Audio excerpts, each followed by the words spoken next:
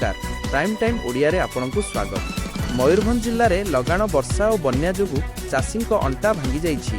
गोटिए पटे क्षेत्र फसल नष्ट होइथिबा बेले अन्य पटे सरकारी मंडी रे धान बिक्री पंजीकरण पई चाषी हंतसंत हेउछंती। एनै बैसिंगा पैक्स आमर एक स्वतंत्र ग्राउंड जीरो रिपोर्ट। मयूरभंज जिल्ला रे प्रकृतिर कोप एबे चाषी पई काळ साजिछि। लगातार वर्षा जोगु जिल्लार विभिन्न अंचल रे बन्या परिस्थिति सृष्टि होइछि। फसल नष्ट हेबार दुखरु चाषी मुकुली नथिबा बेले एबे प्रशासनिक और वैषयिक त्रुटिर शिकार हेउछंती। चंद्रमोहन महंत। अच्छा ये केते समय होला आसलेनी?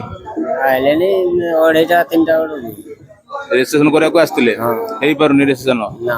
हां तो कोन कहबे सरकार किछि कहबे ना कोन कहबे तो जोगी जे तार लाइन केतौ आसीओ इंटरनेट आसले पर सर्वर लो ठीक माने हला पर आपन जा हेई परबो एया। हां मोजन नाटा कोन अक्षय कुमार खटुआ। केते बयस हेलानी? बस 61+। केते समय होला बसलेनी? एटी 4टा पाखरो एबे बाजी गला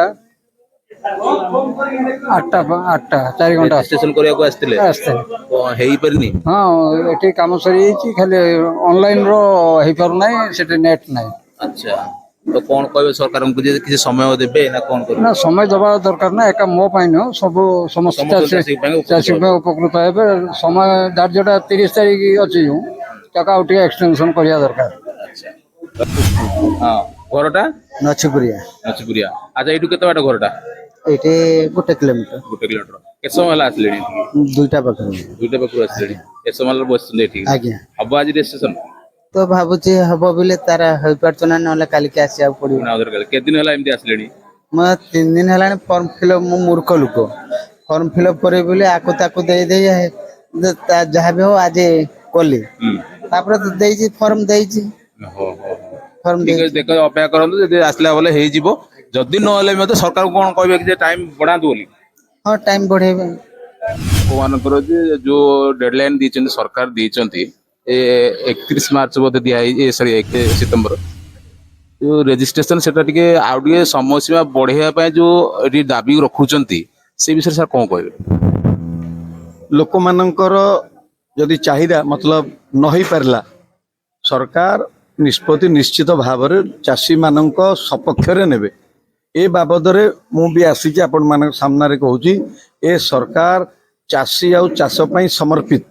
तेणु चाषी रजिस्ट्रेशन जदि न सरिला आपण सरकार गोटे भी चाषी को छाड़बेनी जे जी धान न दे पारिबो जे धान रजिस्ट्रेशन न करि पारिबो।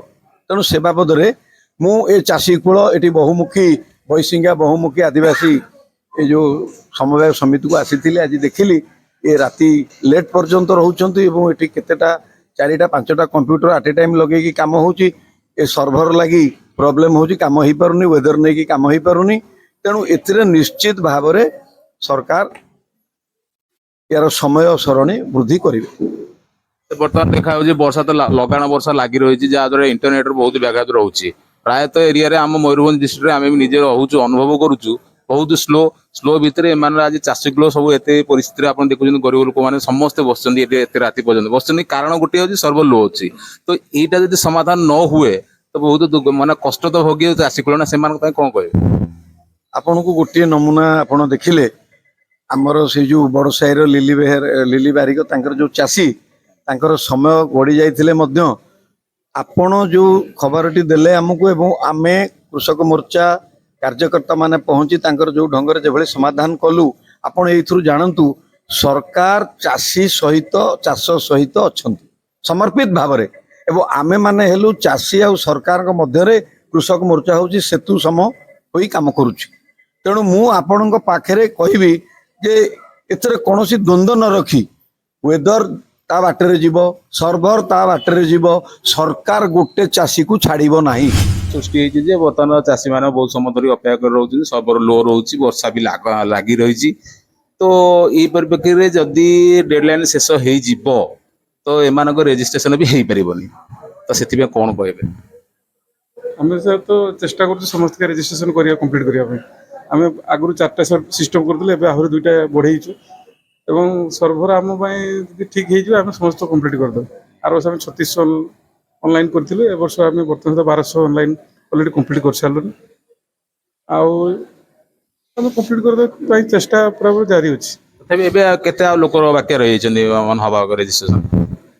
ତଥାପି ଆହୁରି 3000 3000 ଲୋକ ଆହୁରି ବର୍ଷା ତ ଲଗାଣ ବର୍ଷାକୁ ସବୁ ଲୋ ରହୁଛି, ଏମାନଙ୍କୁ କମ୍ପ୍ଲିଟ୍ ହବ କେମିତି ନା ସେଥିପାଇଁ ସରକାରଙ୍କୁ କହିବେ କିଛି ଦିନ ଟାଇମ ଏକ୍ସଟେଣ୍ଡ କରିବା ପାଇଁ। ଯଦି କିଛି ଦିନ ଟାଇମ୍ ଏକ୍ସଟେଣ୍ଡ ତାହେଲେ ଆମେ ଆହୁରି ଲୋକ ଆମ ସହିତ ଯୋଡ଼ି ହେବେ ବୋଲି ଆମେ ଭାବୁଛୁ।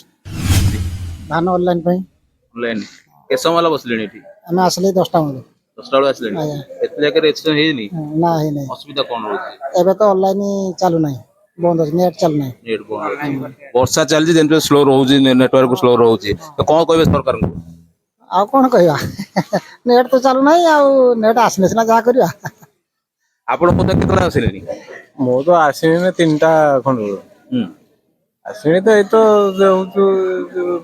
ନେଟ୍ ବି ସ୍ଲୋ ରହୁଛି, ତାପରେ ଏଠୁ କେତେ ବାଟ ଘର ମଉସା? 6 କିଲୋମିଟର ହେଇଯିବ। 6 କିଲୋମିଟର।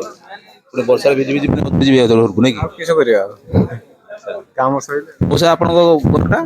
ଆମର ପଇସା ହଁ ପଇସା କଣସିଆ। ଆଚ୍ଛା ଏଇ ଯୋଉ 7-8 କିଲୋମିଟର ଆପଣଙ୍କ ଘର। 5 କିଲୋମିଟର। ଆଚ୍ଛା ଆପଣ ଆସିଲେଣି କେତେବେଳେ ଆସିଲେଣି?